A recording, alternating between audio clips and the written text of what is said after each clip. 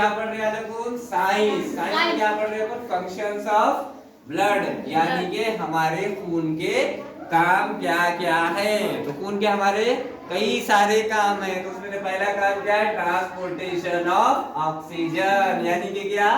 हमारे जिस्म के मुख्तलिफ हिस्सों तक ऑक्सीजन पहुंचाना। किसका काम है ये? खून का। इंग्लिश में क्या बोलते हैं? ब्लड। और एक जगह से दूसरी जगह खून के जाने का अमल क्या कहलाता?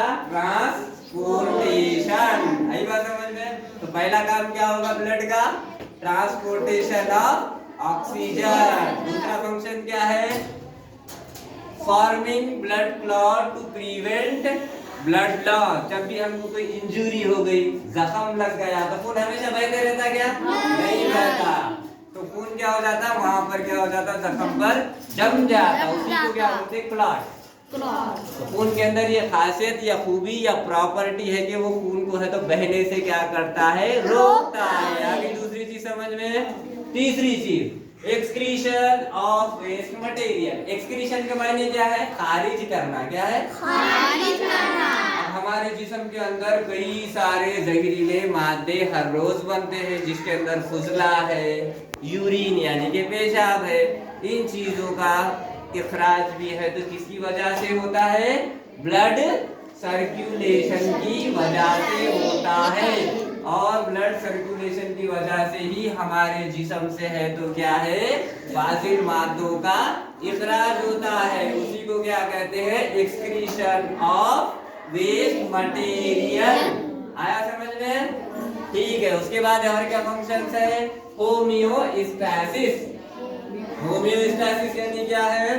हमारे जिस्म के अंदर पानी और नमक की मिकदार को बरकरार रखना।